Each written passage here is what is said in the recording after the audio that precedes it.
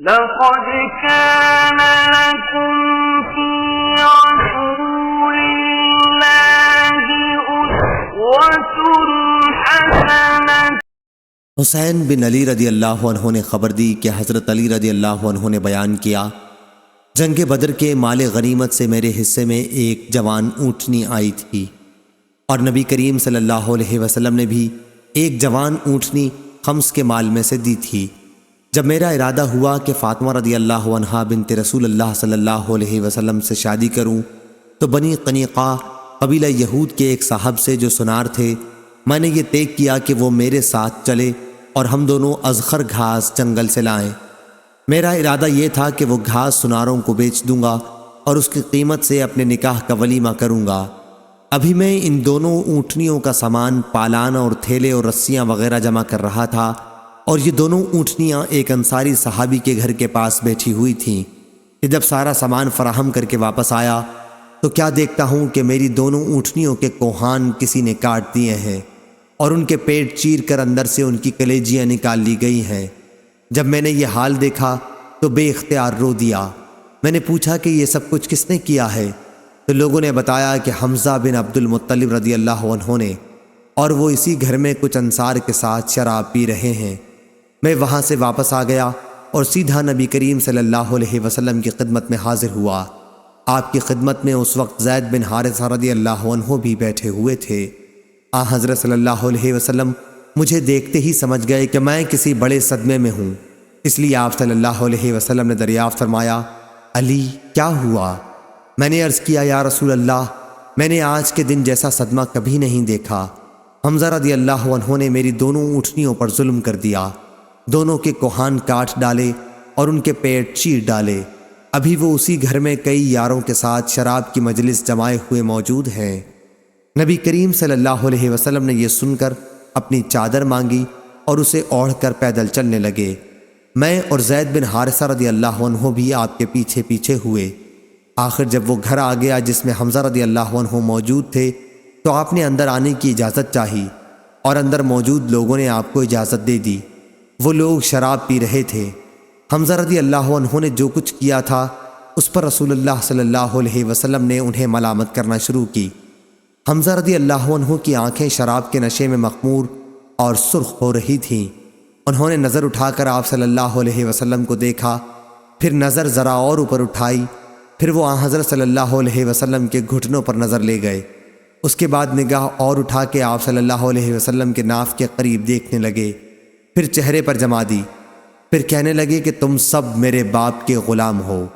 یہ حال دیکھ کر حضرت صلی اللہ علیہ وسلم نے جب محسوس کیا کہ حمزہ بالکل نشے میں ہیں تو آپ وہیں سے الٹے پاؤں واپس آ گئے اور ہم بھی آپ کے ساتھ نکل آئے۔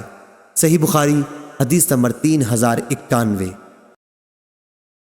شہاب نے بیان کیا، انہیں عروہ بن زبیر رضی اللہ عنہ نے خبر دی اور انہیں ام المومنین عائشہ رضی اللہ عنہا نے کہ رسول کریم صلی اللہ علیہ وسلم کی صاحبزادی فاطمہ رضی اللہ عنہا نے حضرت صلی اللہ علیہ وسلم کی وفات کے بعد حضرت ابو بکر صدیق رضی اللہ عنہ سے مطالبہ کیا تھا کہ حضرت صلی اللہ علیہ وسلم کے اس ترکے سے انہیں ان کی میراث کا حصہ دلایا جائے جو اللہ تعالیٰ نے حضرت صلی اللہ علیہ وسلم کوفے کی صورت میں دیا تھا، جیسے فدق وغیرہ۔ صحیح بخاری حدیث نمبر 3092۔ ابو بکر صدیق رضی اللہ عنہ نے حضرت فاطمہ رضی اللہ عنہا سے کہا کہ حضرت صلی اللہ علیہ وسلم نے اپنی حیات میں فرمایا تھا کہ ہمارا گروہ انبیاء علیہ السلام کا ورثہ تقسیم نہیں ہوتا، ہمارا ترکہ صدقہ ہے۔ فاطمہ رضی اللہ عنہا یہ سن کر غصہ ہو گئیں اور حضرت ابو بکر رضی اللہ عنہ سے ترک ملاقات کی اور وفات تک ان سے نہ ملی۔ وہ رسول اللہ صلی اللہ علیہ وسلم کے بعد 6 مہینے زندہ رہی تھیں۔ حضرت عائشہ صدیقہ رضی اللہ عنہا نے کہا کہ فاطمہ رضی اللہ عنہا نے حضرت صلی اللہ علیہ وسلم کے خیبر اور فدق اور مدینے کے صدقے کی وراثت کا مطالبہ حضرت ابو بکر رضی اللہ عنہ سے کیا تھا۔ حضرت ابو بکر رضی اللہ عنہ کو اس سے انکار تھا۔ انہوں نے کہا کہ میں کسی بھی ایسے عمل کو نہیں چھوڑ سکتا جسے رسول اللہ صلی اللہ علیہ وسلم اپنی زندگی میں کرتے رہے ہوں گے۔ عائشہ رضی اللہ عنہا نے کہا کہ حضرت صلی اللہ علیہ وسلم کا مدینے کا جو صدقہ تھا وہ حضرت عمر رضی اللہ عنہ نے حضرت علی اور حضرت عباس رضی اللہ عنہ کو اپنے عہد خلافت میں دے دیا۔ البتہ خیبر اور فدق کی جائیداد کو عمر رضی اللہ عنہ نے روک رکھا اور فرمایا کہ یہ دونوں رسول اللہ صلی اللہ علیہ وسلم کا صدقہ ہیں، اور ان حقوق کے لیے جو وقتی طور پر پیش آتے یا وقتی حادثات کے لیے رکھی تھیں۔ یہ جائیداد اس شخص کے اختیار میں رہیں گی جو خلیفہ وقت ہو۔ ظاہری نے کہا چنانچہ ان دونوں جائیدادوں کا انتظام آج تک بذریعہ حکومت اس طرح ہوتا چلا آتا ہے۔ صحیح بخاری حدیث نمبر 3093۔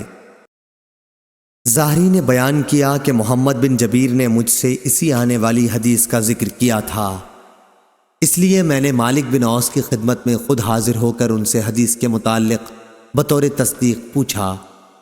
انہوں نے کہا کہ دن چڑھ آیا تھا اور میں اپنے گھر والوں کے ساتھ بیٹھا ہوا تھا۔ اتنے میں حضرت عمر رضی اللہ عنہ کا ایک بلانے والا میرے پاس آیا اور کہا کہ امیر المومنین آپ کو بلا رہے ہیں۔ میں اس قاصد کے ساتھ ہی چلا گیا اور حضرت عمر رضی اللہ عنہ کی خدمت میں حاضر ہوا۔ آپ ایک تخت پر بوریا بچھائے، بورے پر کوئی بچھونا نہ تھا، صرف ایک چمڑے کی تکیے پر ٹیکا دیے ہوئے بیٹھے تھے۔ میں سلام کر کے بیٹھ گیا۔ پھر انہوں نے فرمایا، مالک تمہاری قوم کے کچھ لوگ میرے پاس آئے تھے، میں نے ان کے لیے کچھ حقیر سی امداد کا فیصلہ کر لیا ہے، تم اسے اپنی نگرانی میں ان میں تقسیم کرا دو۔ میں نے عرض کیا، یا امیر المومنین، اگر آپ اس کام پر کسی اور کو مقرر فرما دیتے تو بہتر ہوتا، لیکن عمر رضی اللہ عنہ نے یہی اصرار کیا کہ نہیں، اپنی ہی تحویل میں بانٹ دو۔ ابھی میں وہیں حاضر تھا کہ امیر المومنین کے دربان یرفع آئے اور کہا کہ عثمان بن عفان، عبد الرحمن بن عوف، زبیر بن عوام اور سعد بن ابی وقاص رضی اللہ عنہم اندر آنے کی اجازت چاہتے ہیں۔ حضرت عمر رضی اللہ عنہ نے فرمایا کہ ہاں، انہیں اندر بلا لو۔ آپ کی اجازت پر یہ حضرات داخل ہوئے اور سلام کر کے بیٹھ گئے۔ یرفع بھی تھوڑی دیر بیٹھے رہے اور پھر اندر آ کر عرض کیا، علی اور عباس رضی اللہ عنہ کو بھی اندر آنے کی اجازت ہے؟ آپ نے فرمایا کہ ہاں، انہیں بھی اندر بلا لو۔ آپ کی اجازت پر یہ حضرات بھی اندر تشریف لے آئے اور سلام کر کے بیٹھ گئے۔ عباس رضی اللہ عنہ نے کہا، یا امیر المومنین، میرا اور ان کا فیصلہ کر دیجئے۔ ان حضرات کا جھگڑا اس جائیداد کے بارے میں تھا جو اللہ تعالیٰ نے اپنے رسول اللہ صلی اللہ علیہ وسلم کو بنی نذیر کے اموال میں سے خمس کے طور پر عنایت فرمائی تھی۔ اس پر حضرت عثمان اور ان کے ساتھ جو دیگر صحابہ تھے کہنے لگے، ہاں امیر المومنین، ان حضرات میں فیصلہ فرما دیجئے اور ہر ایک کو دوسرے کی طرف سے بے فکر کر دیجئے۔ حضرت عمر رضی اللہ عنہ نے کہا، اچھا تو پھر ذرا ٹھہریے اور دم لے لیجئے۔ میں آپ لوگوں سے اس اللہ کی قسم دے کر پوچھتا ہوں جس کے حکم سے آسمان اور زمین قائم ہے، کیا آپ لوگوں کو معلوم ہے کہ رسول اللہ صلی اللہ علیہ وسلم نے فرمایا تھا کہ ہم پیغمبروں کا کوئی وارث نہیں ہوتا، جو کچھ ہم انبیاء چھوڑ کر جاتے ہیں وہ صدقہ ہوتا ہے، جس سے آن حضرت صلی اللہ علیہ وسلم کی مراد خود اپنی ذات گرامی بھی تھی۔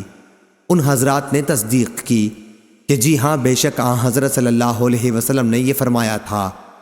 اب حضرت عمر رضی اللہ عنہ علی اور عباس رضی اللہ عنہ کی طرف مخاطب ہوئے، ان سے پوچھا، میں آپ حضرات کو اللہ کی قسم دیتا ہوں، کیا آپ حضرات کو بھی معلوم ہے کہ آن حضرت صلی اللہ علیہ وسلم نے ایسا فرمایا ہے یا نہیں؟ انہوں نے بھی اس کی تصدیق کی کہ آن حضرت صلی اللہ علیہ وسلم نے بے شک ایسا فرمایا ہے۔ حضرت عمر رضی اللہ عنہ نے کہا کہ اب میں آپ لوگوں سے اس معاملے کی شرح بیان کرتا ہوں۔ بات یہ ہے کہ اللہ تعالیٰ نے اپنے رسول صلی اللہ علیہ وسلم کے لیے اس غنیمت کا ایک مخصوص حصہ مقرر کر دیا تھا جسے آن حضرت صلی اللہ علیہ وسلم نے بھی کسی دوسرے کو نہیں دیا تھا۔ پھر آپ نے اس آیت کی تلاوت فرمائی، وَمَا أَفَاءَ اللَّهُ عَلَى رَسُولِهِم مِّنْهُمْ سے اللہ تعالیٰ کے ارشاد قدیر تک، اور وہ حصہ آن حضرت صلی اللہ علیہ وسلم کے لیے خاص رہا، مگر قسم اللہ کی یہ جائیداد آن حضرت صلی اللہ علیہ وسلم نے تم کو چھوڑ کر اپنے لیے جوڑ نہ رکھی، نہ خاص اپنے خرچ میں لائے، بلکہ تم ہی لوگوں کو دیں اور تمہارے ہی کاموں میں خرچ کیں۔ یہ جو جائیداد بچ رہی ہے، اس میں سے آپ اپنی بیویوں کا سال بھر کا خرچ لیا کرتے، اس کے بعد جو باقی بچتا وہ اللہ کے مال میں شریک کر دیتے، جہاد کے سامان فراہم کرنے میں۔ خیر حضرت صلی اللہ علیہ وسلم تو اپنی زندگی میں ایسا ہی کرتے رہے۔ حاضرین، تم کو اللہ کی قسم کیا تم یہ نہیں جانتے؟ انہوں نے کہا بے شک جانتے ہیں۔ پھر حضرت عمر رضی اللہ عنہ نے علی اور عباس رضی اللہ عنہ سے کہا میں آپ حضرات سے بھی اللہ کی قسم دے کر پوچھتا ہوں، کیا آپ لوگ یہ نہیں جانتے ہیں؟ دونوں حضرات نے جواب دیا کہ ہاں۔ پھر حضرت عمر رضی اللہ عنہ نے یوں فرمایا کہ پھر اللہ تعالیٰ نے اپنے نبی کریم صلی اللہ علیہ وسلم کو دنیا سے اٹھا لیا تو ابو بکر صدیق رضی اللہ عنہ کہنے لگے کہ میں رسول اللہ صلی اللہ علیہ وسلم کا خلیفہ ہوں، اور اس لیے انہوں نے حضرت صلی اللہ علیہ وسلم کی اس مخلص جائیداد پر قبضہ کیا، اور جس طرح حضرت صلی اللہ علیہ وسلم اس میں سے مصارف کیا کرتے تھے وہ کرتے رہے۔ اللہ خوب جانتا ہے کہ ابو بکر رضی اللہ عنہ اپنے اس طرز عمل میں سچے، مخلص، نیکوکار، حق کی پیروی کرنے والے تھے۔ پھر اللہ تعالیٰ نے ابو بکر رضی اللہ عنہ کو بھی اپنے پاس بلا لیا، اور اب میں ابو بکر رضی اللہ عنہ کا نائب مقرر ہوا۔ میری خلافت کو 2 سال ہو گئے ہیں، اور میں نے بھی اس جائیداد کو اپنی تحویل میں رکھا ہے۔ جو مصارف رسول اللہ صلی اللہ علیہ وسلم اور ابو بکر رضی اللہ عنہ اس میں کیا کرتے تھے ویسا ہی میں بھی کرتا رہا، اور اللہ خوب جانتا ہے کہ اس میں اپنے اس طرز عمل میں سچا، مخلص اور حق کی پیروی کرنے والا ہوں۔ پھر آپ دونوں میرے پاس مجھ سے گفتگو کرنے آئے، اور بالاتفاق گفتگو کرنے لگے کہ دونوں کا مقصد ایک تھا۔ جناب عباس، آپ تو اس لیے تشریف لائے کہ آپ کو اپنے بھتیجے صلی اللہ علیہ وسلم کی میراث کا دعویٰ میرے سامنے پیش کرنا تھا۔ پھر علی رضی اللہ عنہ سے فرمایا کہ آپ اس لیے تشریف لائے کہ آپ کو اپنی بیوی حضرت فاطمہ رضی اللہ عنہا کا دعویٰ پیش کرنا تھا کہ ان کے والد رسول اللہ صلی اللہ علیہ وسلم کی میراث انہیں ملنی چاہیے۔ میں نے آپ دونوں حضرات سے عرض کر دیا کہ رسول اللہ صلی اللہ علیہ وسلم خود فرما گئے کہ ہم پیغمبروں کا کوئی میراث تقسیم نہیں ہوتا، ہم جو کچھ چھوڑ جاتے ہیں وہ صدقہ ہوتا ہے۔ پھر مجھ کو یہ مناسب معلوم ہوا کہ میں ان جائیدادوں کو تمہارے قبضے میں دے دوں، تو میں نے تم سے کہا دیکھو، اگر تم چاہو تو میں یہ جائیدادیں تمہارے سپرد کر دیتا ہوں، لیکن اس عہد اور اس اقرار پر کہ تم اس کی آمدنی سے وہ سب کام کرتے رہو گے جو حضرت صلی اللہ علیہ وسلم اور ابو بکر صدیق رضی اللہ عنہ اپنی خلافت میں کرتے رہے، اور جو کام میں اپنی حکومت کے شروع سے کرتا رہا۔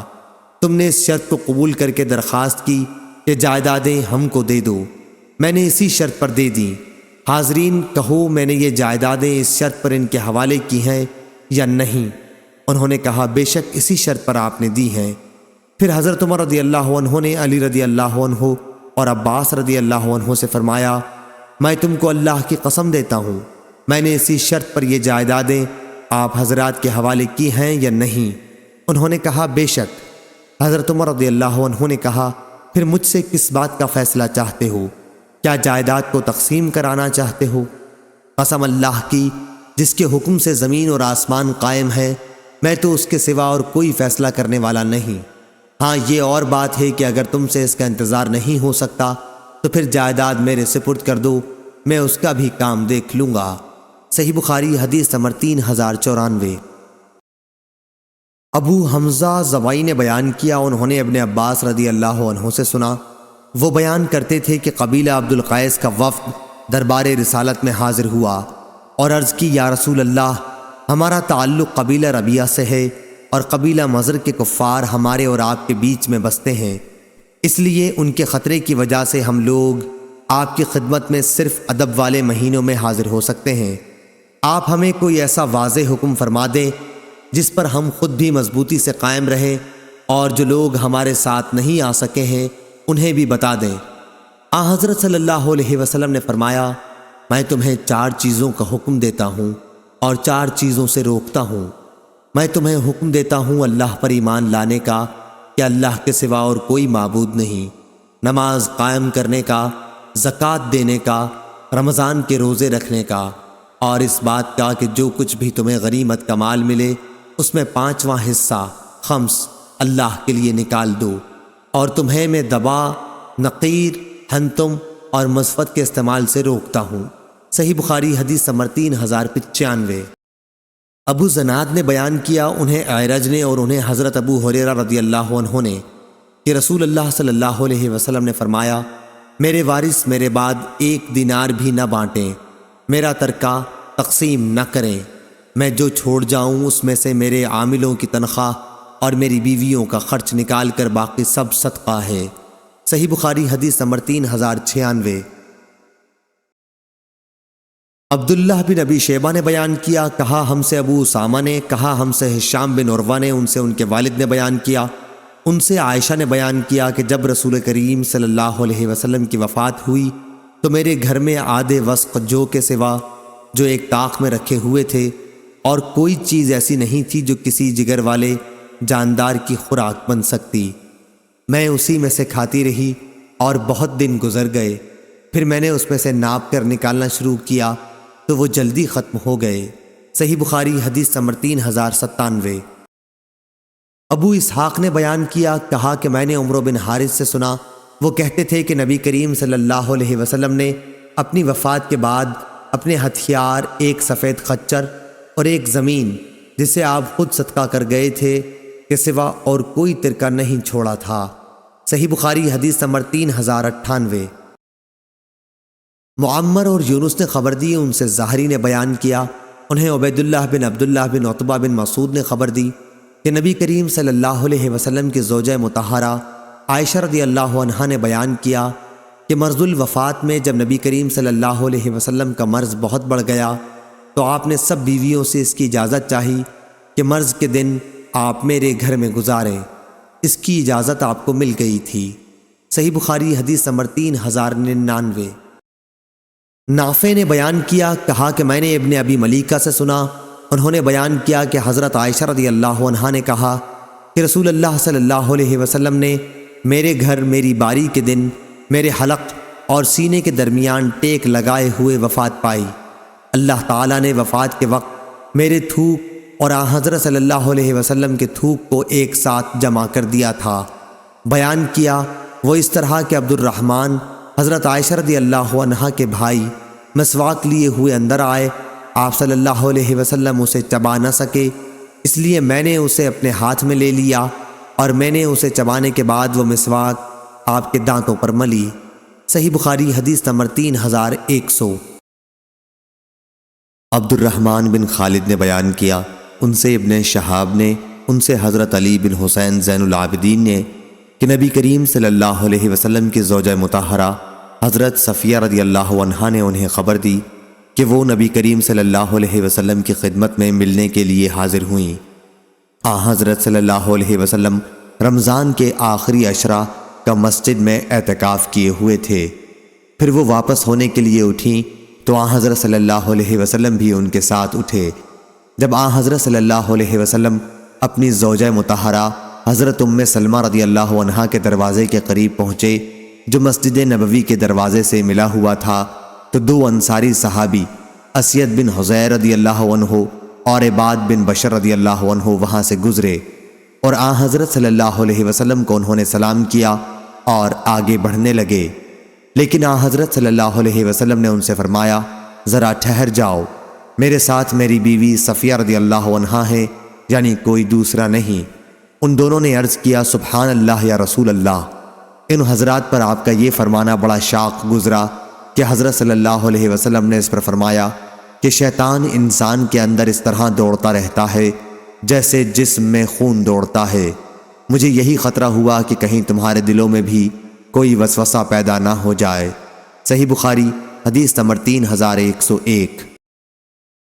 انس بن عیاض نے بیان کیا، ان سے عبید اللہ عمری نے، ان سے محمد بن یحییٰ بن حبان نے، ان سے واسع بن حبان نے اور ان سے عبداللہ بن عمر رضی اللہ عنہ نے بیان کیا کہ میں ام المومنین حفصہ رضی اللہ عنہا کے گھر کے اوپر چڑھا تو دیکھا کہ نبی کریم صلی اللہ علیہ وسلم قضائے حاجت کر رہے تھے۔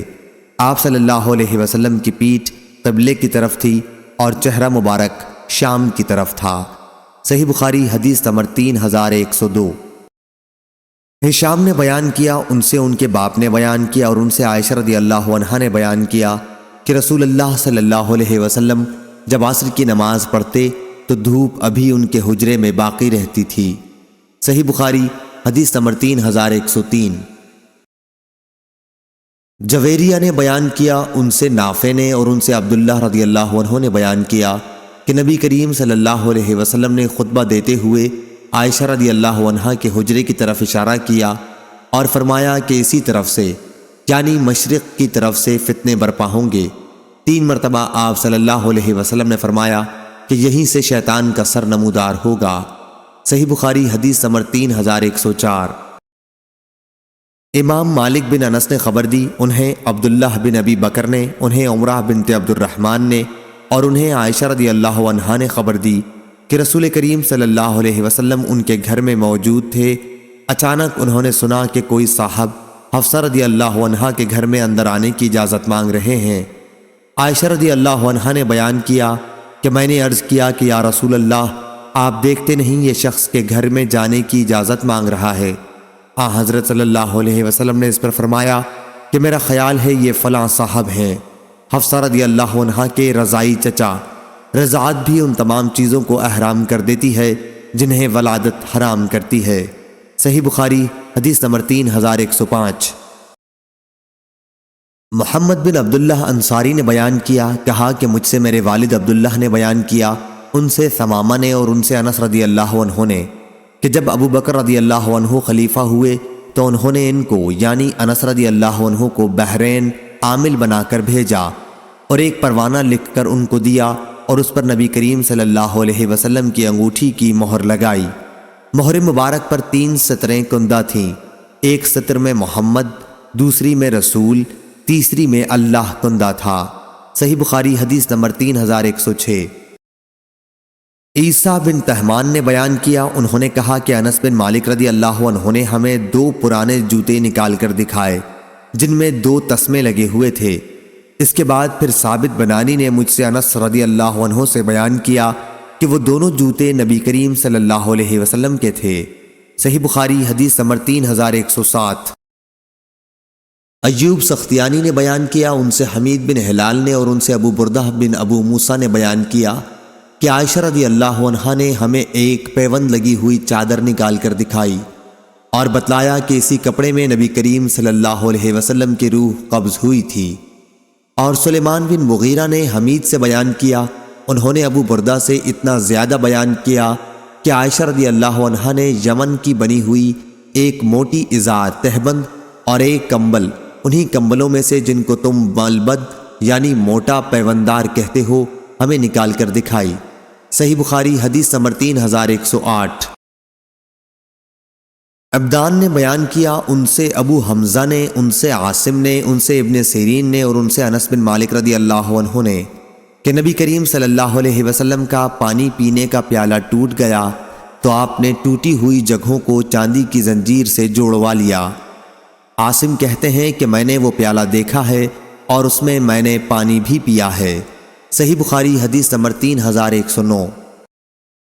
یعقوب بن ابراہیم نے بیان کیا، کہا ہم سے میرے والد نے بیان کیا، ان سے ولید بن کثیر نے، ان سے محمد بن عمرو بن حلحلہ دولی نے، ان سے ابن شہاب نے، ان سے علی بن حسین زین العابدین رحمہ اللہ نے بیان کیا کہ جب ہم سب حضرات حسین بن علی رضی اللہ عنہ کی شہادت کے بعد یزید بن معاویہ کے یہاں سے مدینہ منورہ تشریف لائے تو مسعور بن مخرمہ رضی اللہ عنہ نے آپ سے ملاقات کی اور کہا اگر آپ کو کوئی ضرورت ہو تو مجھے حکم فرما دیجئے۔ حضرت زین العابدین نے بیان کیا کہ میں نے کہا مجھے کوئی ضرورت نہیں ہے۔ پھر مسعور رضی اللہ عنہ نے کہا تو کیا آپ مجھے رسول اللہ صلی اللہ علیہ وسلم کی تلوار عنایت فرمائیں گے، کیونکہ مجھے خوف ہے کہ کچھ لوگ بنو امیہ اسے آپ سے نہ چھین لیں، اور خدا کی قسم اگر وہ تلوار آپ مجھے عنایت فرما دیں تو کوئی شخص بھی جب تک میری جان باقی ہے اسے چھین نہیں سکے گا۔ پھر مسعور رضی اللہ عنہ نے ایک قصہ بیان کیا کہ علی بن ابی طالب رضی اللہ عنہ نے حضرت فاطمہ رضی اللہ عنہا کی موجودگی میں ابو جہل کی ایک بیٹی جمیلہ نامی کو پیغام نکاح دے دیا تھا۔ میں نے خود سنا کہ اسی مسئلے پر رسول اللہ صلی اللہ علیہ وسلم نے اپنے اسی ممبر پر کھڑے ہو کر صحابہ کو خطاب فرمایا۔ میں اس وقت بالغ تھا۔ آپ صلی اللہ علیہ وسلم نے خطبے میں فرمایا کہ فاطمہ مجھ سے ہے اور مجھے ڈر ہے کہ کہیں وہ اس رشتے کی وجہ سے کسی گناہ میں نہ پڑ جائے کہ اپنے دین میں وہ کسی فتنے میں مبتلا ہو۔ اس کے بعد حضرت صلی اللہ علیہ وسلم نے خاندان بن عبد شمس کے ایک اپنے داماد عاص بن ربی کا ذکر کیا اور دامادی سے متعلق آپ نے ان کی تعریف کی۔ آپ نے فرمایا کہ انہوں نے مجھ سے جو بات کہی سچ کہی، جو وعدہ کیا اسے پورا کیا۔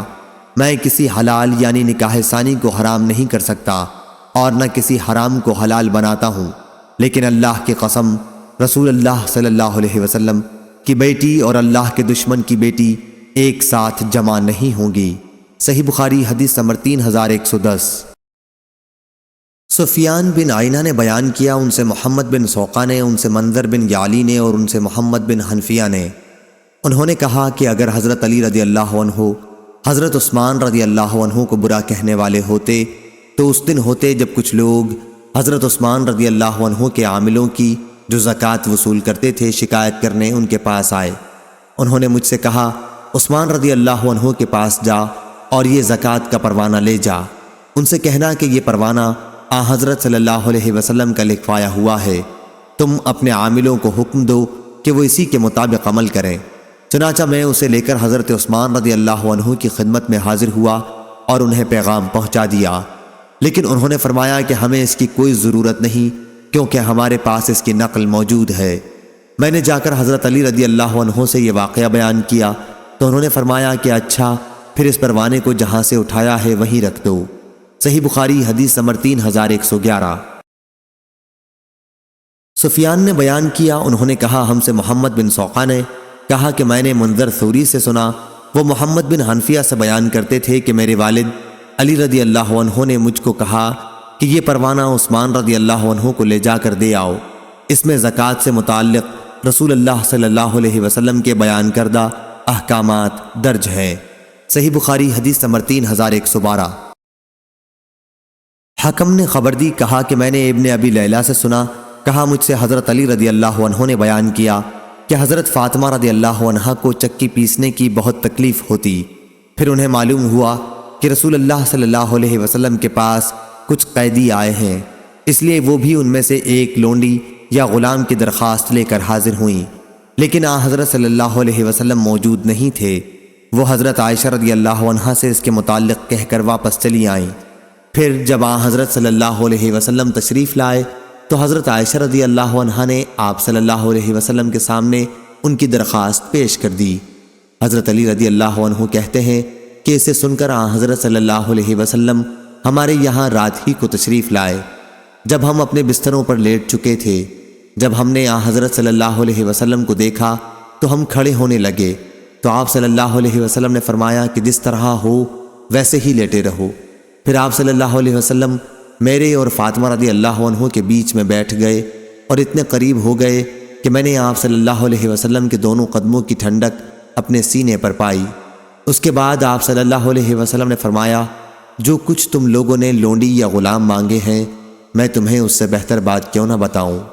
جب تم دونوں اپنے بستر پر لیٹ جاؤ تو سونے سے پہلے اللہ اکبر 34 مرتبہ اور الحمدللہ 33 مرتبہ اور سبحان اللہ 33 مرتبہ پڑھ لیا کرو، یہ عمل بہتر ہے اس سے جو تم دونوں نے مانگا ہے۔ صحیح بخاری حدیث نمبر 3113۔ جابر بن عبداللہ رضی اللہ عنہ نے بیان کیا کہ ہم انصاریوں کے قبیلے میں ایک انصاری کے گھر بچہ پیدا ہوا تو انہوں نے بچے کا نام محمد رکھنے کا ارادہ کیا، اور شعبہ نے منصور سے روایت کر کے بیان کیا ہے کہ ان انصاری نے بیان کیا جن کے یہاں بچہ پیدا ہوا تھا کہ میں بچے کو اپنی گردن پر اٹھا کر نبی کریم صلی اللہ علیہ وسلم کی خدمت میں حاضر ہوا، اور سلیمان کی روایت میں ہے کہ ان کے یہاں بچہ پیدا ہوا تو انہوں نے اس کا نام محمد رکھنا چاہا۔ حضرت صلی اللہ علیہ وسلم نے اس پر فرمایا کہ میرے نام پر نام رکھو، لیکن میری کنیت ابو القاسم پر کنیت نہ رکھنا، کیونکہ مجھے تقسیم کرنے والا قاسم بنایا گیا ہے، میں تم میں تقسیم کرتا ہوں۔ اور حسین نے اپنی روایت میں یوں بیان کیا کہ کہا مجھے تقسیم کرنے والا قاسم بنا کر بھیجا گیا ہے، میں تم میں تقسیم کرتا ہوں۔ عمرو بن مرزوق نے کہا کہ ہمیں شعبہ نے خبر دی، ان سے قتادہ نے بیان کیا، انہوں نے سالم سے سنا اور انہوں نے جابر رضی اللہ عنہ سے کہ ان انصاری صحابی نے اپنے بچے کا نام قاسم رکھنا چاہا تو نبی کریم صلی اللہ علیہ وسلم نے فرمایا کہ میرے نام پر نام رکھو لیکن کنیت نہ رکھو۔ صحیح بخاری حدیث نمبر 3114۔ سفیان ثوری نے بیان کیا، ان سے عامش نے، ان سے سالم بن ابو الجعد نے اور ان سے جابر بن عبداللہ انصاری رضی اللہ عنہ نے بیان کیا کہ ہمارے قبیلہ میں ایک کے یہاں بچہ پیدا ہوا تو انہوں نے اس کا نام قاسم رکھا۔ انصار کہنے لگے کہ ہم تمہیں ابو القاسم کہہ کر کبھی نہیں پکاریں گے اور ہم تمہاری آنکھ ٹھنڈی نہیں کریں گے۔ یہ سن کر وہ انصاری حضرت صلی اللہ علیہ وسلم کے پاس آیا اور عرض کی، یا رسول اللہ صلی اللہ علیہ وسلم، میرے گھر ایک بچہ پیدا ہوا ہے، میں نے اس کا نام قاسم رکھا ہے۔ تو انصار کہتے ہیں کہ ہم تیری کنیت ابو القاسم نہیں پکاریں گے اور تیری آنکھ ٹھنڈی نہیں کریں گے۔ آپ صلی اللہ علیہ وسلم نے فرمایا، انصار نے ٹھیک کہا ہے، میرے نام پر نام رکھو لیکن میری کنیت مت رکھو، کیونکہ قاسم میں ہوں۔ صحیح بخاری حدیث نمبر 3115۔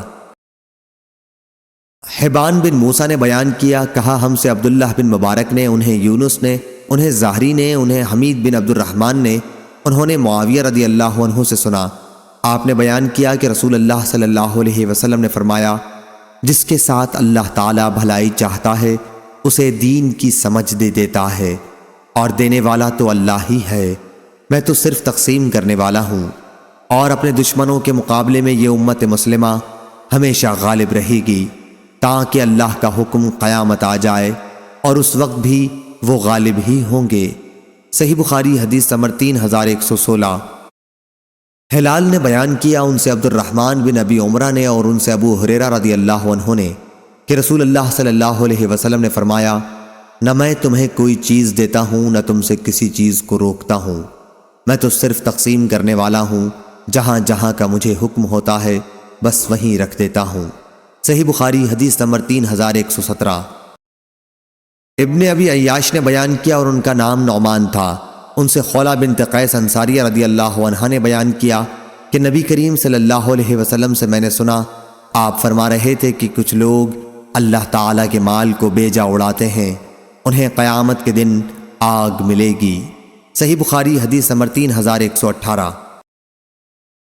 حسین نے بیان کیا، ان سے عامر نے اور ان سے عروہ بارقی رضی اللہ عنہ نے کہ نبی کریم صلی اللہ علیہ وسلم نے فرمایا، گھوڑوں کی پیشانیوں سے قیامت تک خیر و برکت آخرت میں اور غنیمت دنیا میں بندھی ہوئی ہے۔ صحیح بخاری حدیث نمبر 3119۔ ابو زناد نے بیان کیا، ان سے اعرج نے اور ان سے ابو ہریرہ رضی اللہ عنہ نے کہ رسول اللہ صلی اللہ علیہ وسلم نے فرمایا، جب کسرا مر جائے گا تو اس کے بعد کوئی کسرا پیدا نہ ہوگا، اور جب قیصر مر جائے گا تو اس کے بعد کوئی قیصر پیدا نہ ہوگا، اور اس ذات کی قسم جس کے ہاتھ میں میری جان ہے، تم لوگ ان دونوں کے خزانے اللہ کے راستے میں خرچ کرو گے۔ صحیح بخاری حدیث نمبر 3120۔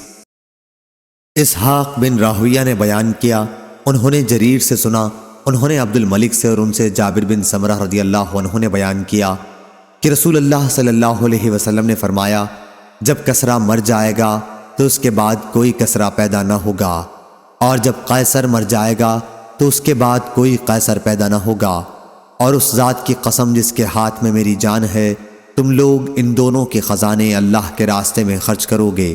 صحیح بخاری حدیث نمبر 3121۔ یزید فقیر نے بیان کیا، کہا ہم سے جابر بن عبداللہ رضی اللہ عنہ نے بیان کیا کہ رسول اللہ صلی اللہ علیہ وسلم نے فرمایا، میرے لیے مراد امت ہے، غنیمت کے مال حلال کیے گئے ہیں۔ صحیح بخاری حدیث نمبر 3122۔ اعرج نے بیان کیا اور ان سے ابو ہریرہ رضی اللہ عنہ نے بیان کیا کہ رسول کریم صلی اللہ علیہ وسلم نے فرمایا، جو اللہ کے راستے میں جہاد کرے، جہاد کی نیت سے نکلے، اللہ کے کلام اس کے وعدے کو سچ جان کر، تو اللہ اس کا ضامن ہے، یا تو اللہ تعالیٰ اس کو شہید کر کے جنت میں لے جائے گا، یا اس کو ثواب اور غنیمت کا مال دلا کر اس کے گھر لوٹا لائے گا۔ صحیح بخاری حدیث نمبر 3123۔ عبداللہ بن مبارک نے بیان کیا، ان سے معمر نے، ان سے حمام بن بنبا نے اور ان سے ابو ہریرہ رضی اللہ عنہ نے بیان کیا کہ رسول کریم صلی اللہ علیہ وسلم نے فرمایا، بنی اسرائیل کے پیغمبروں میں سے ایک نبی یوشع علیہ السلام نے غزوہ کرنے کا ارادہ کیا تو اپنی قوم سے کہا کہ میرے ساتھ کوئی ایسا شخص جس نے ابھی نئی شادی کی ہو اور بیوی کے ساتھ کوئی رات بھی نہ گزاری ہو اور وہ رات گزارنا چاہتا ہو اور وہ شخص جس نے گھر بنایا ہو اور ابھی اس کی چھت نہ پاٹ سکا ہو، اور وہ شخص جس نے حاملہ بکری یا حاملہ اونٹنیاں خریدی ہوں اور اسے ان کے بچے جننے کا انتظار ہو، تو ایسے لوگوں میں سے کوئی بھی ہمارے ساتھ جہاد میں نہ چلے۔ پھر انہوں نے جہاد کیا، اور جب اس آبادی اریحا سے قریب ہوئے تو عصر کا وقت ہو گیا یا اس کے قریب وقت ہوا۔ انہوں نے سورج سے فرمایا کہ تو بھی خدا کا تابع فرمان ہے اور میں بھی اس کا تابع فرمان ہوں، اے اللہ ہمارے لیے اسے اپنی جگہ پر روک دے۔ چنانچہ سورج رک گیا یہاں تک کہ اللہ تعالیٰ نے انہیں فتح عنایت فرمائی۔ پھر انہوں نے اموال غنیمت کو جمع کیا اور آگ اسے جلانے کے لیے آئی لیکن جلا نہ سکی۔ اس نبی نے فرمایا کہ تم میں سے کسی نے مال غنیمت میں چوری کی ہے، اس لیے ہر قبیلے کا ایک آدمی آ کر میرے ہاتھ پر بیعت کرے۔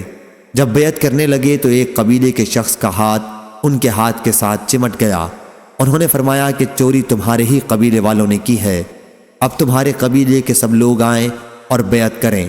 چنانچہ اس قبیلے کے 2 یا 3 آدمیوں کا ہاتھ اس طرح ان کے ہاتھ سے چمٹ گیا تو آپ نے فرمایا کہ چوری تم ہی لوگوں نے کی ہے۔ آخر چوری مان لی گئی اور وہ لوگ گائے کے سر کی طرح سونے کا ایک سر لائے جو غنیمت میں سے چرا لیا گیا تھا اور اسے مال غنیمت میں رکھ دیا۔ تب آگ آئی اور اسے جلا گئی۔ پھر غنیمت اللہ تعالیٰ نے ہمارے لیے جائز قرار دے دی، ہماری کمزوری اور عاجزی کو دیکھا اس لیے ہمارے واسطے حلال قرار دے دی۔ صحیح بخاری حدیث نمبر 3124۔ عبد الرحمن بن مہدی نے خبر دی، انہیں امام مالک نے، انہیں زید بن اسلم نے، انہیں ان کے والد نے، کہ عمر رضی اللہ عنہ نے فرمایا اگر مسلمانوں کی آنے والی نسلوں کا خیال نہ ہوتا تو جو شہر بھی فتح ہوتا میں اسے فاتحوں میں اسی طرح تقسیم کر دیا کرتا جس طرح نبی کریم صلی اللہ علیہ وسلم نے خیبر کی تقسیم کی تھی۔ صحیح بخاری حدیث نمبر 3125۔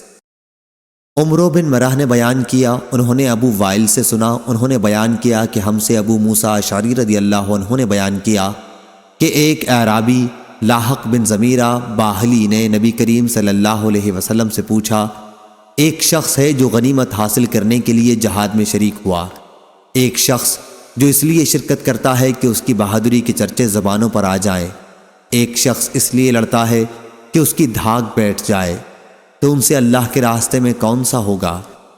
حضرت صلی اللہ علیہ وسلم نے فرمایا کہ جو شخص جنگ میں شرکت اس لیے کرے تاکہ اللہ کا کلمہ دین ہی بلند رہے، فقط وہی اللہ کے راستے میں ہے۔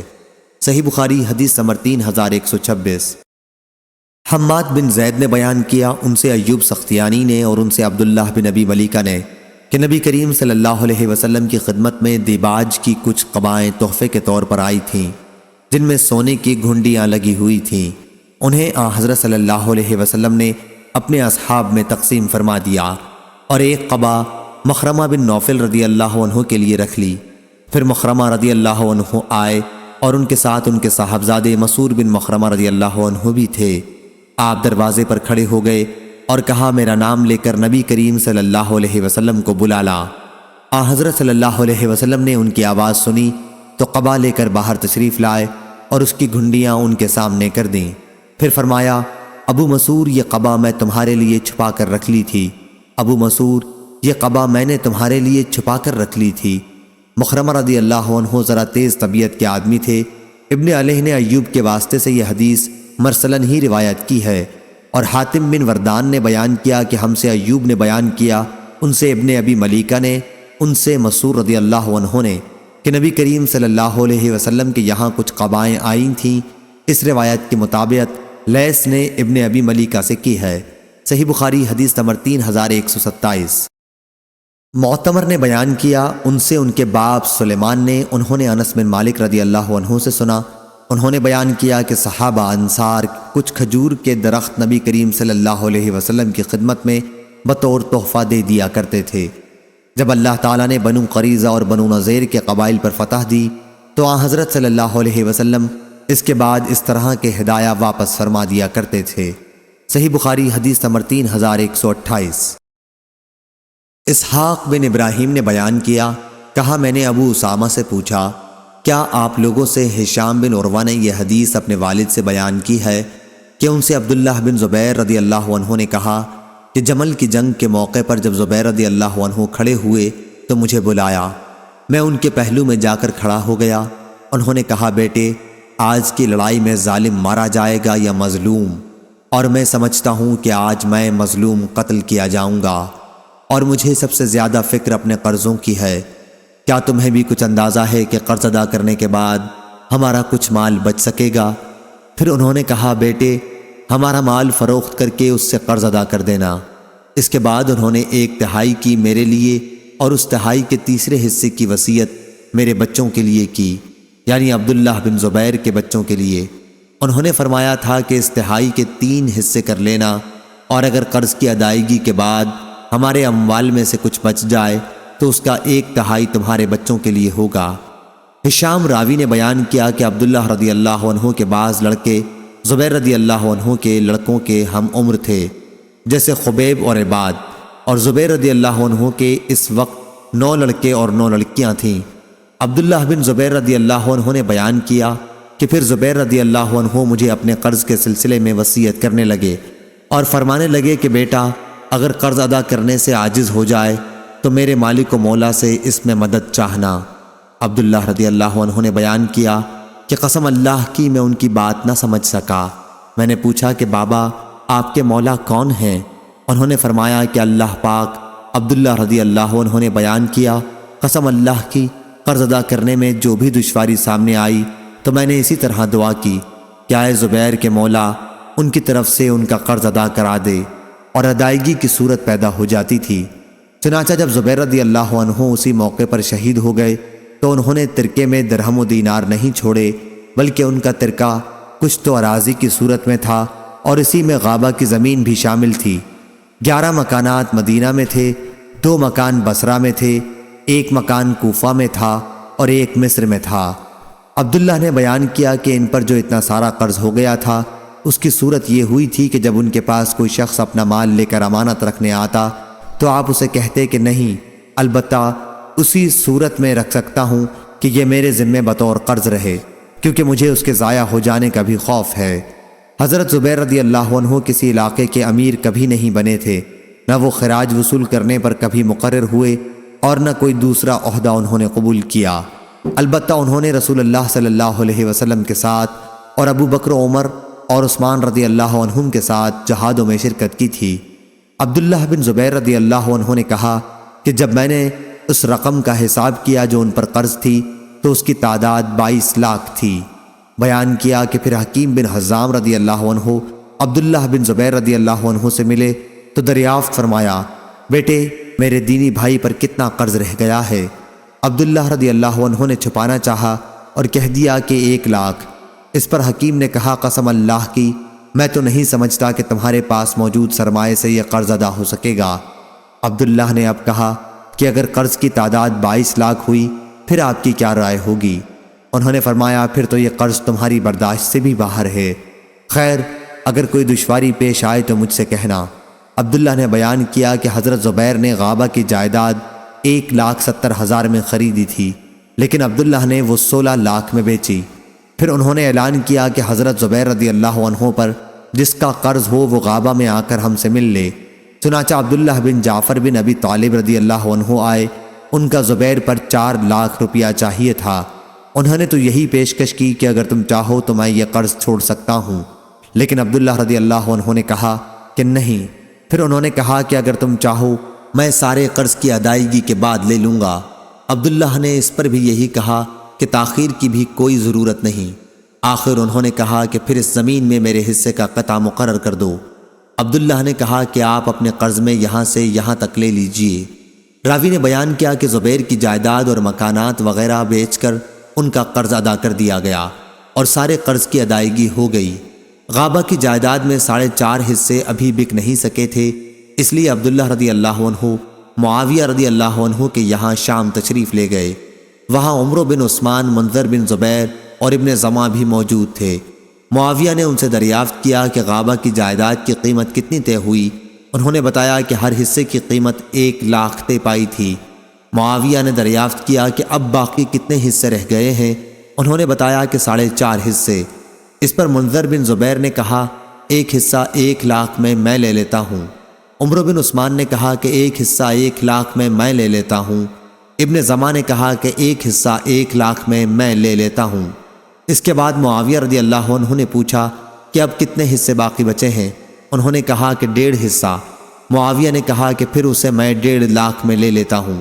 بیان کیا کہ عبداللہ بن جعفر نے اپنا حصہ بعد میں معاویہ رضی اللہ عنہ کو 6 لاکھ میں بیچ دیا۔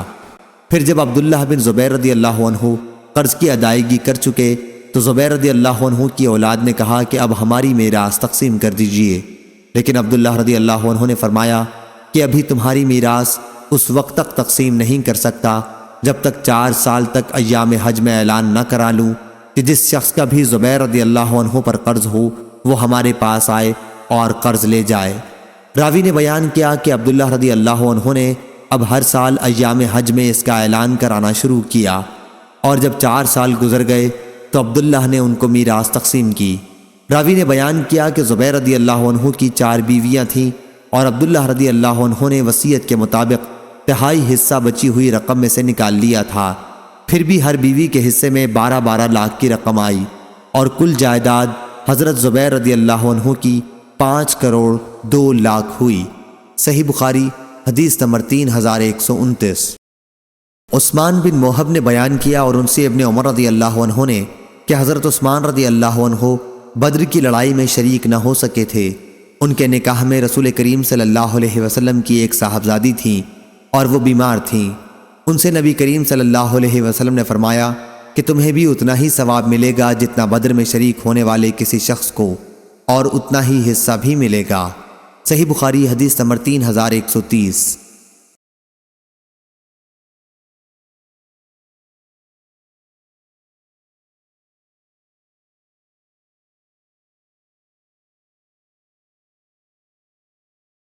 ابو قلابہ نے بیان کیا اور ایوب نے ایک دوسری سند کے ساتھ اس طرح روایت کی ہے کہ مجھ سے قاسم بن عاصم کلیبی نے بیان کیا اور کہا کہ قاسم کی حدیث ابو قلابہ کی حدیث کی بنسبت مجھے زیادہ اچھی طرح یاد ہے۔ زہدم سے انہوں نے بیان کیا کہ ہم ابو موسیٰ اشعری رضی اللہ عنہ کی مجلس میں حاضر تھے۔ کھانا لایا گیا اور وہاں مرغی کا ذکر ہونے لگا۔ بنی تیم اللہ کے ایک آدمی سرخ رنگ والے وہاں موجود تھے، غالباً موالی میں سے تھے۔ انہیں بھی ابو موسیٰ رضی اللہ عنہ نے کھانے پر بلایا۔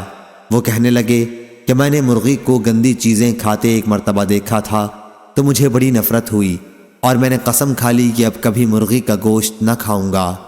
حضرت ابو موسیٰ رضی اللہ عنہ نے کہا کہ قریب آ جاؤ، تمہاری قسم پر میں تم سے ایک حدیث اس سلسلے کی بیان کرتا ہوں۔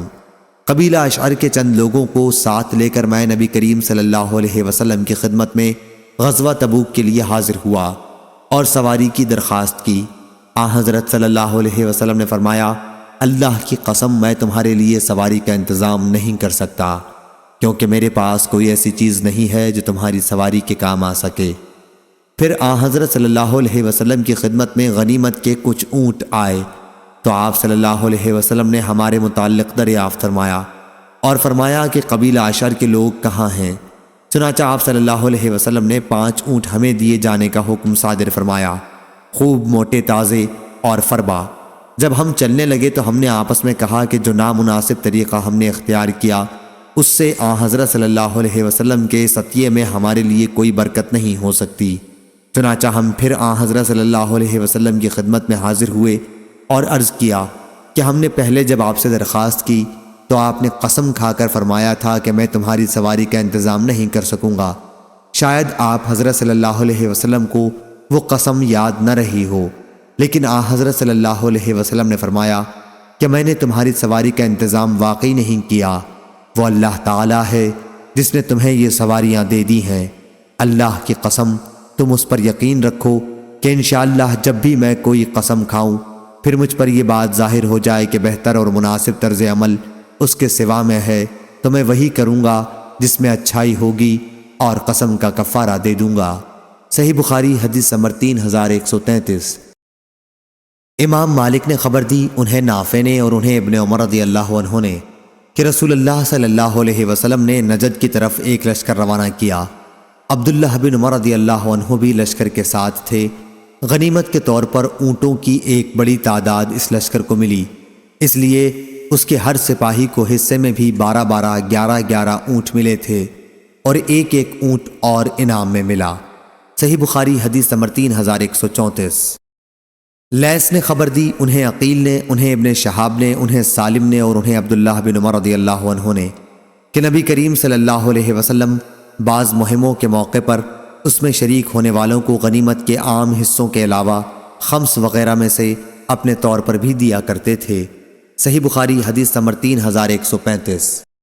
یزید بن عبداللہ نے بیان کیا، ان سے ابو بردہ نے اور ان سے ابو موسیٰ اشعری رضی اللہ عنہ نے کہ نبی کریم صلی اللہ علیہ وسلم کی ہجرت کی خبر ہمیں ملی تو ہم یمن میں تھے، اس لیے ہم بھی آپ کی خدمت میں مہاجرین کی حیثیت سے حاضر ہونے کے لیے روانہ ہوئے۔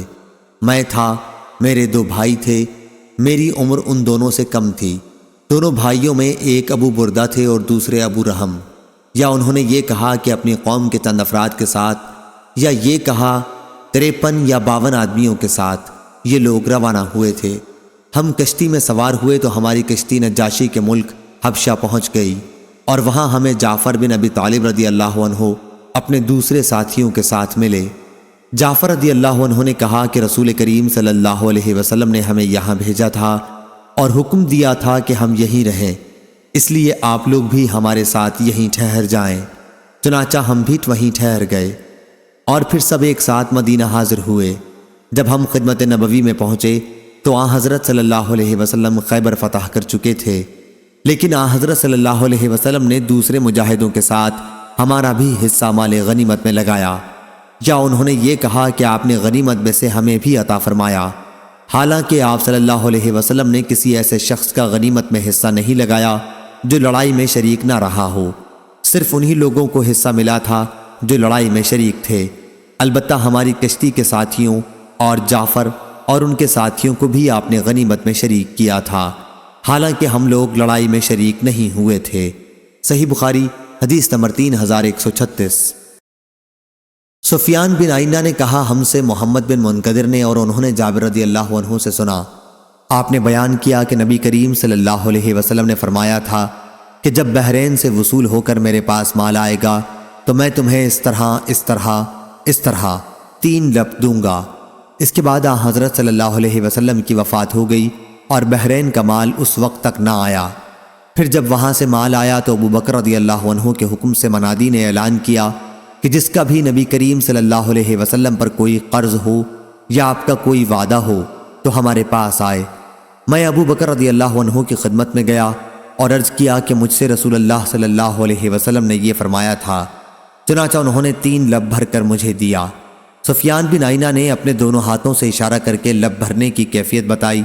پھر ہم سے سفیان نے بیان کیا کہ ابن منقدر نے بھی ہم سے اسی طرح بیان کیا تھا، اور ایک مرتبہ سفیان نے سابقہ سند کے ساتھ بیان کیا کہ جابر رضی اللہ عنہ نے کہا کہ میں ابو بکر رضی اللہ عنہ کی خدمت میں حاضر ہوا تو انہوں نے مجھے کچھ نہیں دیا، پھر میں حاضر ہوا اور اس مرتبہ بھی مجھے انہوں نے کچھ نہیں دیا، پھر میں تیسری مرتبہ حاضر ہوا، عرض کیا کہ میں نے ایک مرتبہ آپ سے مانگا اور آپ نے عنایت نہیں فرمایا، دوبارہ مانگا پھر بھی آپ نے عنایت نہیں فرمایا، اور پھر مانگا لیکن آپ نے عنایت نہیں فرمایا، اب یا آپ مجھے دیجئے یا پھر میرے بارے میں بخل سے کام لیجئے۔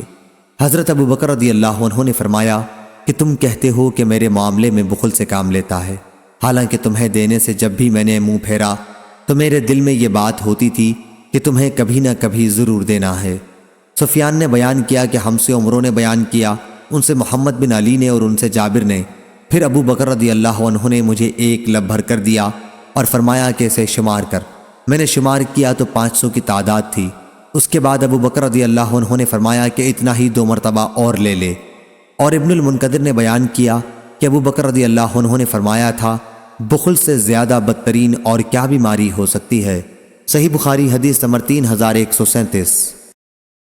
عمرو بن دینار نے بیان کیا اور ان سے جابر بن عبداللہ رضی اللہ عنہ نے بیان کیا کہ رسول اللہ صلی اللہ علیہ وسلم مقام جورانہ میں غنیمت تقسیم کر رہے تھے کہ ایک شخص ذوالخویسرہ نے آپ سے کہا، انصاف سے کام لیجئے۔ حضرت صلی اللہ علیہ وسلم نے فرمایا، اگر میں بھی انصاف سے کام نہ لوں تو بدبخت ہوا۔ صحیح بخاری حدیث نمبر 3138۔ عبد الرزاق نے خبر دی، انہیں معمر نے، انہیں زہری نے، انہیں محمد بن جبیر نے اور انہیں ان کے والد نے کہ رسول کریم صلی اللہ علیہ وسلم نے بدر کے قیدیوں کے بارے میں فرمایا تھا کہ اگر مطعم بن عدی جو کفر کی حالت میں مر گئے تھے زندہ ہوتے اور ان نجس ناپاک لوگوں کی سفارش کرتے تو میں ان کی سفارش سے انہیں فدیہ لیے بغیر چھوڑ دیتا۔ صحیح بخاری حدیث نمبر 3139۔ ابن مسیب نے بیان کیا اور ان سے جبیر بن مطعم رضی اللہ عنہ نے بیان کیا کہ میں اور عثمان بن عفان رضی اللہ عنہ رسول اللہ صلی اللہ علیہ وسلم کی خدمت میں حاضر ہوئے اور عرض کیا، یا رسول اللہ، آپ نے بنو مطلب کو تو عنایت فرمایا لیکن ہم کو چھوڑ دیا، حالانکہ ہم کو آپ سے وہی رشتہ ہے جو بنو مطلب کو آپ سے ہے۔ حضرت صلی اللہ علیہ وسلم نے فرمایا کہ بنو مطلب اور بنو ہاشم ایک ہی ہے۔ لیس نے بیان کیا کہ مجھ سے یونس نے بیان کیا اور اس روایت میں یہ زیادتی کی کہ جبیر رضی اللہ عنہ نے کہا نبی کریم صلی اللہ علیہ وسلم نے بنو عبد شمس اور بنو نوفل کو نہیں دیا تھا، اور ابن اسحاق صاحب مغازی نے کہا ہے کہ عبد شمس، ہاشم اور مطلب ایک ماں سے تھے اور ان کی ماں کا نام عاتقہ بنت مرح تھا، اور نوفل باپ کی طرف سے ان کے بھائی تھے، ان کی ماں دوسری تھیں۔ صحیح بخاری حدیث نمبر 3140۔ عبد الرحمن بن عوف رضی اللہ عنہ نے بیان کیا کہ بدر کی لڑائی میں صف کے ساتھ کھڑا ہوا تھا۔ میں نے جو دائیں بائیں جانب دیکھا تو میرے دونوں طرف قبیلہ انصار کے 2 نوعمر لڑکے تھے۔ میں نے آرزو کی کاش میں ان سے زبردست زیادہ عمر والوں کے بیچ میں ہوتا۔ ایک نے میری طرف اشارہ کیا اور پوچھا، چچا آپ ابو جہل کو بھی پہچانتے ہیں؟ میں نے کہا کہ ہاں، لیکن بیٹے تم لوگوں کو اس سے کیا کام ہے؟ لڑکے نے جواب دیا، مجھے معلوم ہوا ہے کہ وہ رسول اللہ صلی اللہ علیہ وسلم کو گالیاں دیتا ہے۔ اس ذات کی قسم جس کے ہاتھ میں میری جان ہے، اگر مجھے وہ مل گیا تو اس وقت تک میں اس سے جدا نہ ہوں گا جب تک ہم میں سے کوئی جس کی قسمت میں پہلے مرنا ہوگا مر نہ جائے۔ مجھے اس پر بڑی حیرت ہوئی۔ پھر دوسرے نے اشارہ کیا اور وہی باتیں اس نے بھی کہیں۔ ابھی چند منٹ ہی گزرے تھے کہ مجھے ابو جہل دکھائی دیا جو لوگوں میں کفار کے لشکر میں گھومتا پھر رہا تھا۔ میں نے ان لڑکوں سے کہا کہ جس کے متعلق تم لوگ مجھ سے پوچھ رہے تھے وہ سامنے پھرتا ہوا نظر آ رہا ہے۔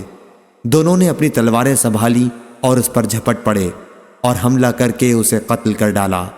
اس کے بعد رسول کریم صلی اللہ علیہ وسلم کی خدمت میں حاضر ہو کر آپ کو خبر دی۔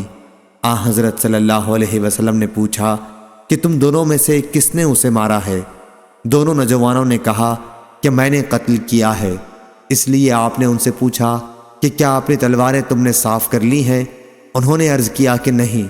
پھر حضرت صلی اللہ علیہ وسلم نے دونوں تلواروں کو دیکھا اور فرمایا کہ تم دونوں ہی نے اسے مارا ہے اور اس کا سارا سامان معاذ بن عمرو بن جموح کو ملے گا۔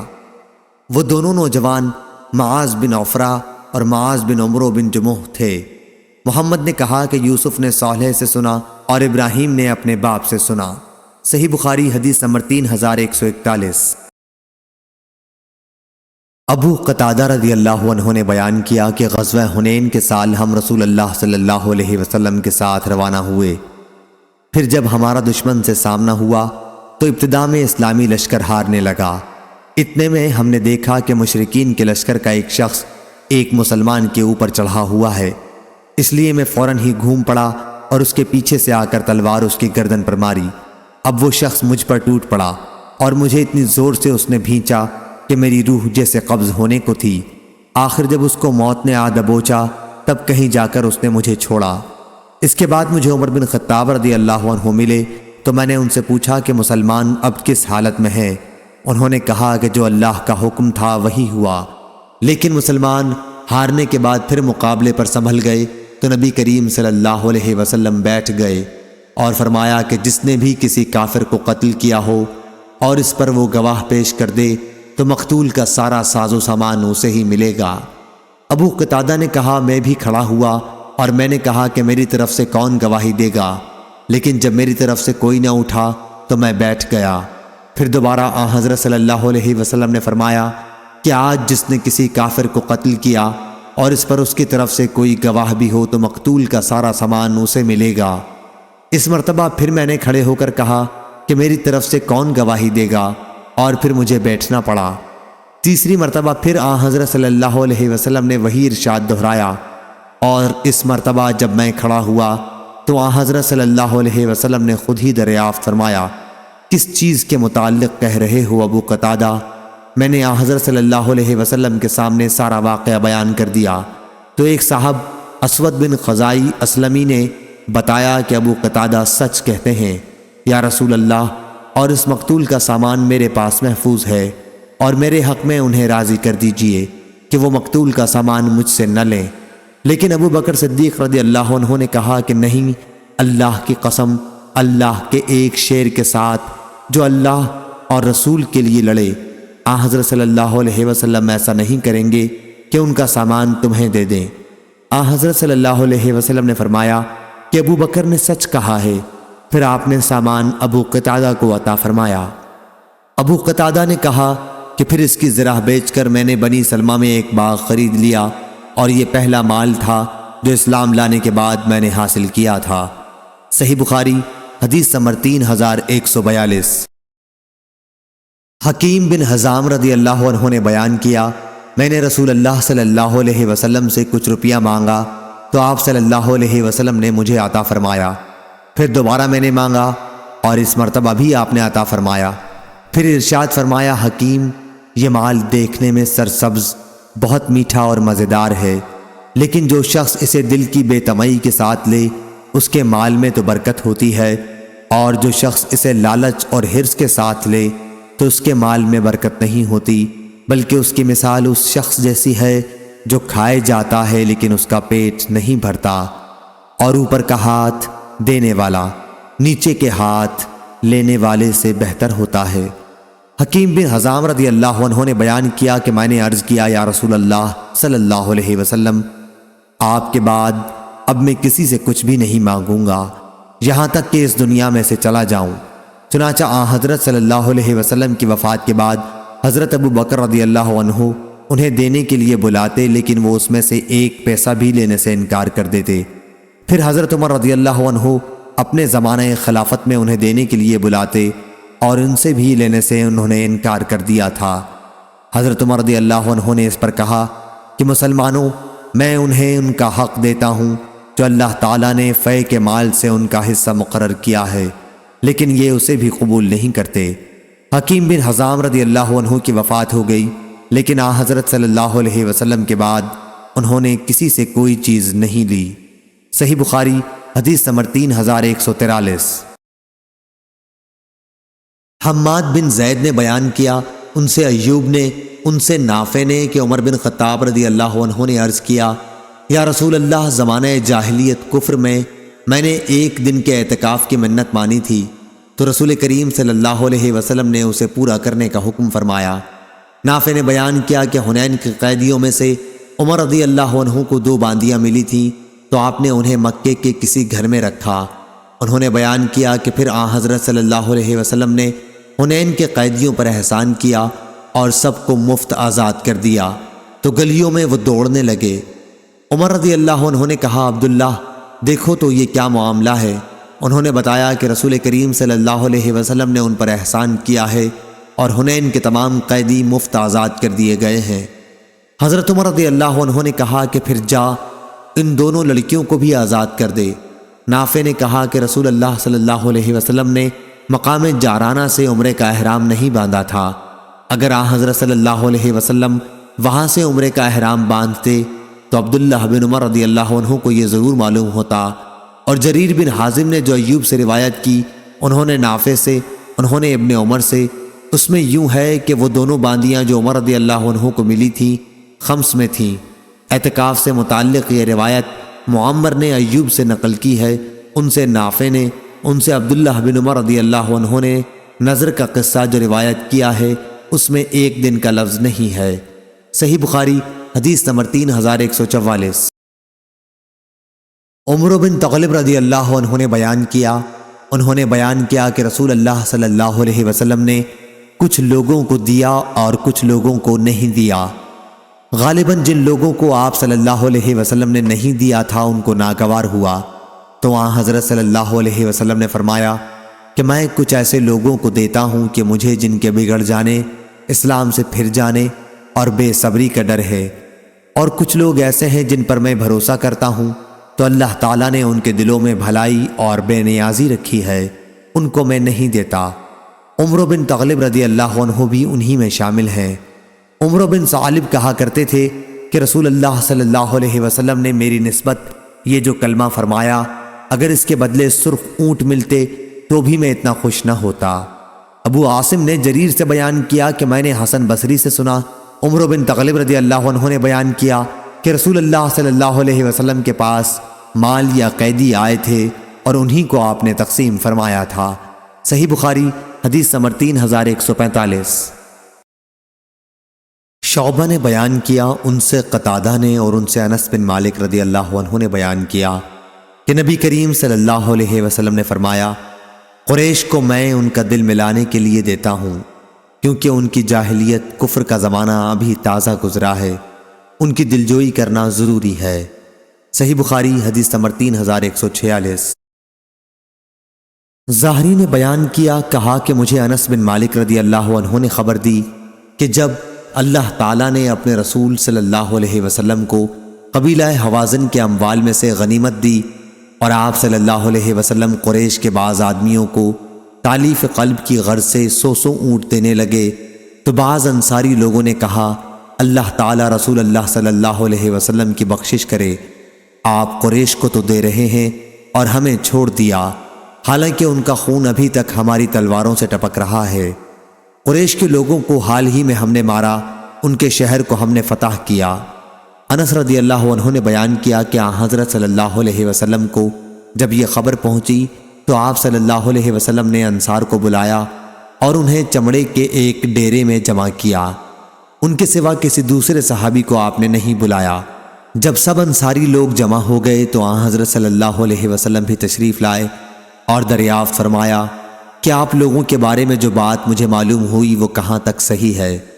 انصار کے سمجھدار لوگوں نے عرض کیا، یا رسول اللہ، ہم میں جو عقل والے ہیں وہ تو کوئی ایسی بات زبان پر نہیں لائے ہیں، ہاں چند نو عمر لڑکے ہیں، انہوں نے ہی یہ کہا ہے کہ اللہ رسول اللہ صلی اللہ علیہ وسلم کی بخشش کرے، آپ صلی اللہ علیہ وسلم قریش کو تو دے رہے ہیں اور ہم کو نہیں دیتے، حالانکہ ہماری تلواروں سے ابھی تک ان کے خون ٹپک رہے ہیں۔ اس پر حضرت صلی اللہ علیہ وسلم نے فرمایا کہ میں بعض ایسے لوگوں کو دیتا ہوں جن کا کفر کا زمانہ ابھی گزرا ہے، اور ان کو دے کر ان کا دل ملاتا ہوں۔ کیا تم اس پر خوش نہیں ہو کہ جب دوسرے لوگ مال و دولت لے کر واپس جا رہے ہوں گے تو تم لوگ اپنے گھروں کو رسول اللہ صلی اللہ علیہ وسلم کو لے کر واپس جا رہے ہوگے؟ اللہ کی قسم، تمہارے ساتھ جو کچھ واپس جا رہا ہے وہ اس سے بہتر ہے جو دوسرے لوگ اپنے ساتھ واپس لے جائیں گے۔ سب انصاریوں نے کہا، بے شک یا رسول اللہ صلی اللہ علیہ وسلم، ہم اس پر راضی اور خوش ہیں۔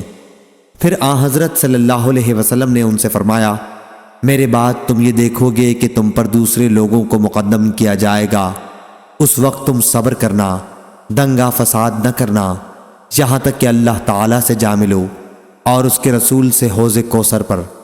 انس رضی اللہ عنہ نے بیان کیا، پھر ہم سے صبر نہ ہو سکا۔ صحیح بخاری حدیث نمبر 3147۔ شہاب نے بیان کیا کہ مجھے عمر بن محمد بن جبیر بن مطعم نے خبر دی کہ میرے باپ محمد بن جبیر نے کہا، اور انہیں جبیر بن مطعم رضی اللہ عنہ نے خبر دی کہ ہم رسول اللہ صلی اللہ علیہ وسلم کے ساتھ تھے، آپ کے ساتھ اور بھی صحابہ تھے، حنین کے جہاد سے واپسی ہو رہی تھی، راستے میں کچھ بدو آپ سے لپٹ گئے، لوٹ کا مال آپ سے مانگتے تھے، وہ آپ سے ایسا لپٹے کہ آپ کو ایک ببول کے درخت کی طرف دھکیل لے گئے، آپ کی چادر اس میں اٹک کر رہ گئی، اس وقت آپ ٹھہر گئے، آپ نے فرمایا، بھائیو میری چادر تو دے دو، اگر میرے پاس ان کانٹے دار درختوں کی تعداد میں اونٹ ہوتے تو وہ بھی تم میں تقسیم کر دیتا، تم مجھے بخیل، جھوٹا اور بزدل ہرگز نہیں پاؤ گے۔ صحیح بخاری حدیث نمبر 3148۔ امام مالک نے بیان کیا، ان سے اسحاق بن عبداللہ نے اور ان سے انس بن مالک رضی اللہ عنہ نے بیان کیا کہ میں نبی کریم صلی اللہ علیہ وسلم کے ساتھ جا رہا تھا، آپ نجران کی بنی ہوئی چوڑے حاشیے کی ایک چادر اڑے ہوئے تھے، اتنے میں ایک دیہاتی نے آپ کو گھیر لیا اور زور سے آپ کو کھینچا۔ میں نے آپ کے شانے کو دیکھا، اس پر چادر کے کونے کا نشان پڑ گیا، ایسا کھینچا۔ پھر کہنے لگا اللہ کا مال جو آپ کے پاس ہے اس میں سے کچھ مجھ کو دلائیے۔ آپ صلی اللہ علیہ وسلم نے اس کی طرف دیکھا اور ہنس دیے۔ پھر آپ صلی اللہ علیہ وسلم نے اسے دینے کا حکم فرمایا۔ صحیح بخاری حدیث نمبر 3149۔